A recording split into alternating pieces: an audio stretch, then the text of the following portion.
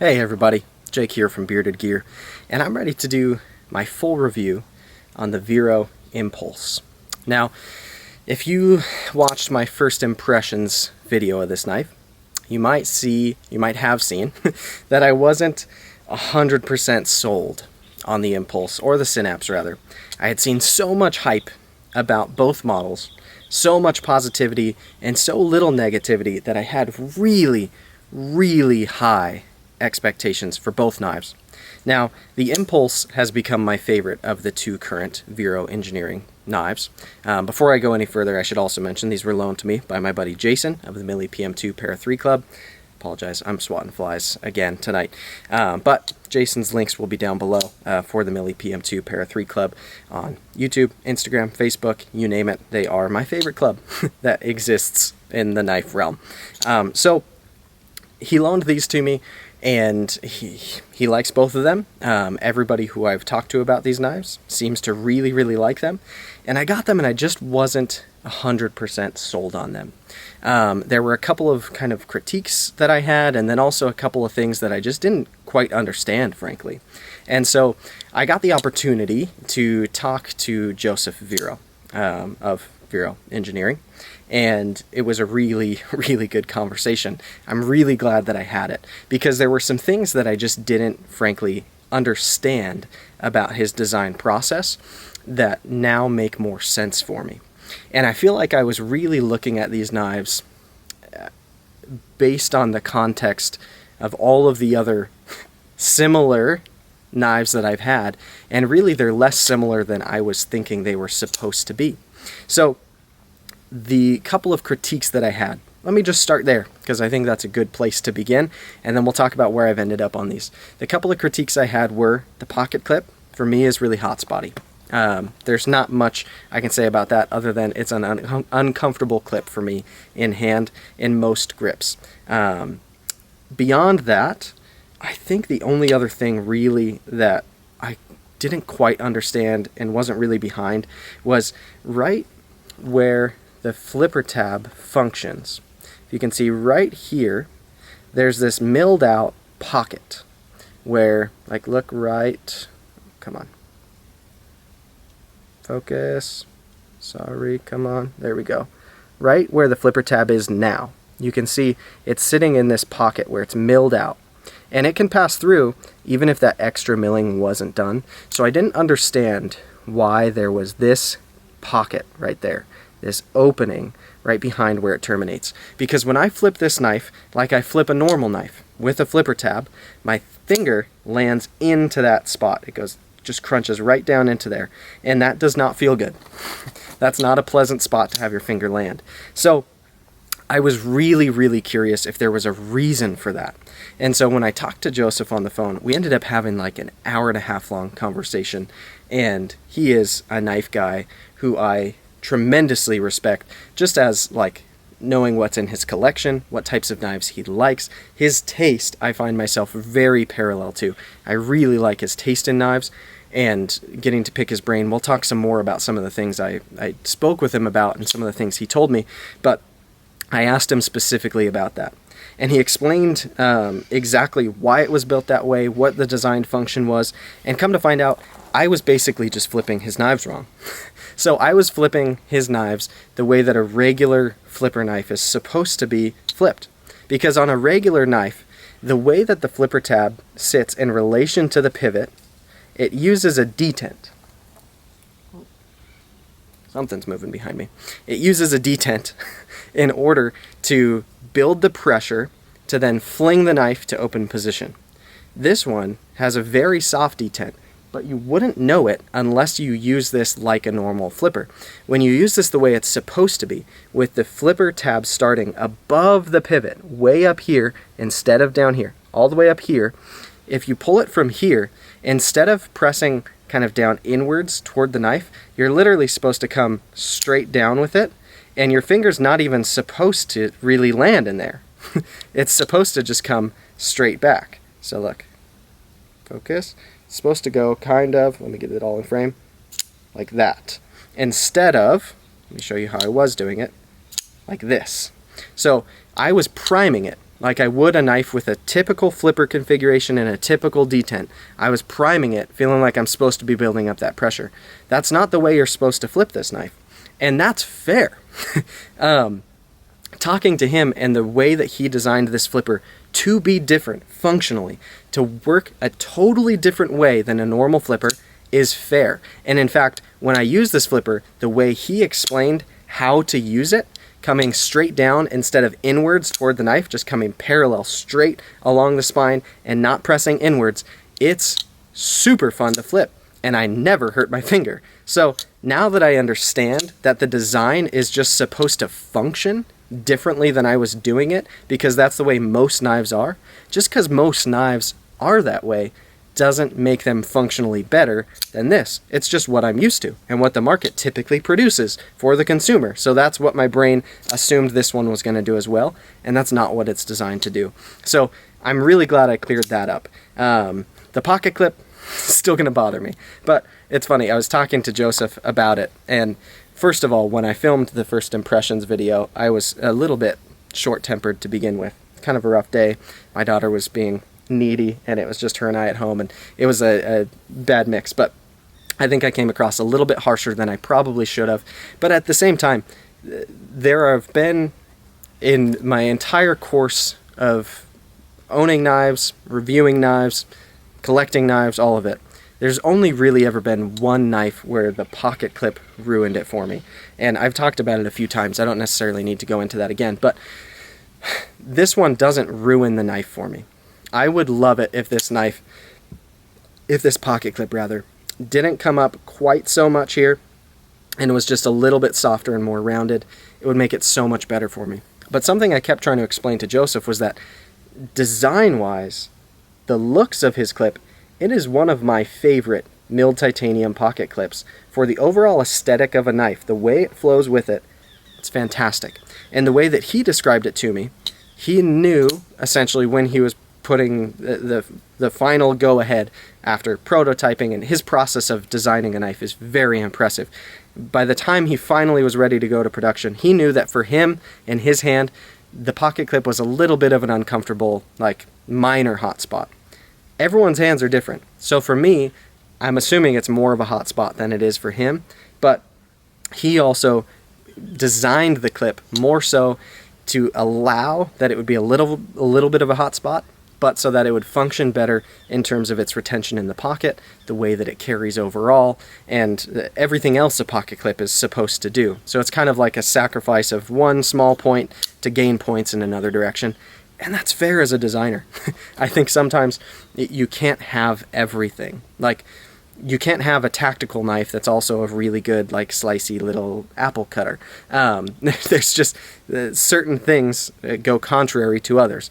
And so to have this pocket clip look so good, and I admit it is very pleasant in and out of pocket, I understand where he was making that concession, that to him, even with his hands being different than mine, it's a little bit of a hot spot. For me, it's just more of than it is for him. And to be honest, on the Impulse, it's less of a hot spot than it is on the Synapse. I'm going to do the reviews separate, so if you watch the Synapse review, be prepared for that. It's more of a hot spot on there. There's going to be a lot of overlap between these two reviews because they're fairly similar knives. But one of the things that I was most grateful to have had the conversation with Joseph for, one of the reasons why it was most beneficial, I think, is it was a long form conversation. Like I said, it was like an hour and a half, but I got to ask him a lot about his philosophy of use for these knives. And let me just say, I really appreciate the way he looks at knife designing. He came into it as somebody who'd already been collecting knives for a long time. He'd been an enthusiast of knives for a long time, and he kept finding that when he would get knives he really liked, oftentimes he would have the thought, but I would change this about it. And so the Impulse was his first knife design, which is, first of all, that's incredible to make a knife this good on your first go-around. So the Impulse was his first knife design, and essentially what he did is he created the knife that he wanted. He took all of the things that he liked most, from design features to materials to specifications in terms of dimensions and weight and all of that, and he created the knife that he most wanted to carry and use. He has an interesting background where he's kind of been in both sides of like the hard use crowd, where he worked a very physically demanding job where he was having to use his knife like a tool consistently and often, and then he's also been somebody who sits behind a desk quite a lot of the time on the engineering side of things, where the most use your knife sees in a day oftentimes is opening a package. So the way that he designed this was really kind of meant to be a balance between those two worlds, where it's a very capable knife as a hard user. The materials, the construction, the way this knife is put together lend it to be excellent for hard use. And I agree with that. The blade stock, how thin it gets without getting too thin to be fragile, the tanto and the way this tanto is ground, the nature of the handle construction being a titanium frame lock, having a stainless steel insert and an over travel stop, all of the features of this knife lend it to be a great hard user. Legitimately. It's kind of pretty for a hard user, but that's kind of where the other side of it comes in. This knife also looks incredible for Instagram pictures. It also looks classy enough that you could carry it in an office. It's big for an office EDC, but it's gonna be at home there, in my opinion. Back when I worked an office job, this would have been a fantastic knife for me to carry.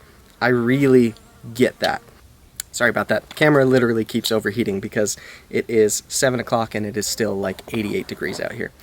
Anyways, I really like the balance he was able to achieve, where this makes sense in both arenas. If you are a hard user and you don't mind making a pretty tool ugly by using it too much, then this will work as a hard use tool. Absolutely it will. Like I have no doubts that this knife is robust enough to be able to handle real hard use tasks, and the materials lend it to do so. But it's also just, it really does balance well. And the amount of people who take pictures of these and post on Instagram proves that the aesthetics are just, they're one of the shining features of this knife. One thing I've been really intrigued by is the number of non-knife people. People who, I'm friends with quite a few guys who like knives, but aren't enthusiasts, or they're not in the hobby like I am, and probably you are if you're watching this. But there's an inherent draw towards this design that I've observed from people both in the hobby. Enthusiasts certainly love it, but the people who aren't in the hobby that I show this knife to, it has an odd ability to get them excited about a knife.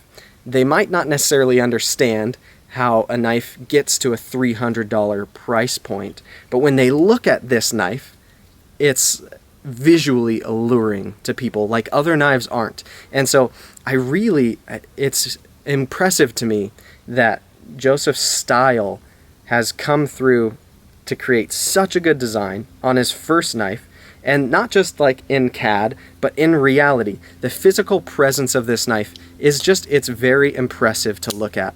And now that I get how the action is supposed to function, it's impressive to play with. It's just a lot of fun. It's very cool.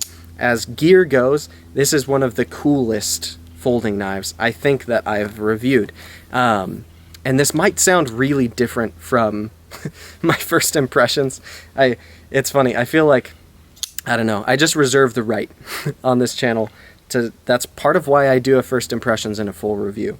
This knife, by the time that I talked to Joseph yesterday, it had been a full week with this knife, and I'd already grown to appreciate it a lot more. I'd kind of figured out how to use the action in a way that didn't make my finger land there, and I thought I had just figured out a hack. It turns out that's just the way the knife was designed. And after understanding more of what his design choices were and why, and then after also just having this knife in pocket more, using it a little more. I was very gentle with this knife because it's Jason's, it's not mine, but I did a little more cutting with it. I found that for me, a preferred grip is way choked up on it. And I've seen other people hold it other ways where they're back here, but to me, the primary grip on this knife is way up here, almost Puko style, and I love it. And then it's funny because I talked to Joseph and he's like, that's the way I designed the knife to be held. And so as I've kind of learned this knife and then talked to him and had so many little things I was learning confirmed and then learning more tidbits of information, I've just grown to appreciate this knife vastly more than I thought I would when I filmed that first impressions. And I was off on it. And so I'm glad that I've learned more about this. I still wouldn't say that this knife is perfect for me. The pocket clip is still a hot spot. It just is. And other than that, I don't really know what else to complain about at this point. I feel like I really get it. I love that he does a pocket instead of a hole. I'm Mr. Holes are greater than studs, right? But the way that I'm able to spidey flick this knife and then have this perfectly sterile, gorgeous show side without a hole in it, it's incredible. I don't know why more people aren't doing that kind of thing. Like, there are so many little things here that Joseph did, design-wise, in the way he put this knife together, that it's baffling to me that he's kind of the first person I've ever observed doing it. And I think that's part of why he's been so successful with it, because he came to it as an enthusiast, someone who understood what he really wanted and couldn't figure out why it wasn't happening already, and then he made it happen. He created the knife that he, as an enthusiast, wanted to exist so that he could put it in his pocket and carry it around and use it. And what an awesome way to design a knife. I think that's just really cool. And then also the way he conducts the business, the way that he does these drops, and for being a one-man show to just be handling it as well as he does. I don't know. The more I observe it, the longer I talked to him, the more I look at his presence in the community, the more I'm just becoming a fan of Vero Engineering. And again, not a perfect knife, but for the first knife to come from this guy to be this good, I'm very impressed. And his next model, which is coming out, the Axon, I plan to get. That thing looks phenomenal. It's going to have the slot to open, and it's going to be a front flipper, and it's going to be a warney, and it's going to be kind of a liner lock, but it's titanium internals with an insert, and it's basically like a super slim frame lock with scales on top of it. I'm pumped about that thing, and the pre-order's coming soon. So I'm just, I'm really happy that I gave these knives the proper chance, that I didn't just hold them long enough to have a first impressions or check out a buddy's for a day, but that I spent a week with it. I had it in my pocket, I used it a little bit, and I really felt out what it was like. I got to the bottom of it, because at the bottom of it, I really like it. I'm stoked that I was able to get this deep. So, I guess that'll kind of be that. One other thing, real quick. Some people have asked about the pivot, both on this and the Synapse, that there's no tool spot here, which I think looks better, that it's, again, super sterile on the show side. But there is a reason for the way you reassemble this knife. You have to leave a little bit of a gap where this side screws into the actual pivot itself. And when I asked him about it, I loved the answer. It's to give you infinite adjustability so that you can balance for yourself between blade play for drop shuttiness and stiffness with centering. So if you want your blade to be super drop shutty and you're willing to allow a little bit of play to do that, you can adjust it in yourself because of that design. If you want it to be rock solid lockup but not very drop shutty and perfectly centered, you can do that. So whatever your preference is, you can get your knife perfectly centered while having it to the tightness that you prefer. That's an awesome thing. So many little things in this knife that I really appreciate that he's talked to me about and that I was able to figure out. So I guess that's going to be my full review on the Vero Impulse. I adore this knife. I really like it. If he does another run of them, I imagine I will probably get one. I like this size, so I don't know if I'll get the mini. I think there's a mini of this right around the corner as well. But yeah, we'll see. I really like where he's headed. The upcoming designs that I've seen of his just look phenomenal. I'll link again down below to the interview that Jason did with him via Zoom. That's on YouTube, so you guys can check that out. Just really cool to kind of see what's in his brain come out. As an enthusiast and a knife designer, I dig his style, and I like it. So I'm excited to see where he's headed. That'll be it on the Vero Impulse. Thank you for checking it out with me. I appreciate you taking the time, and I'll see you guys on the next one.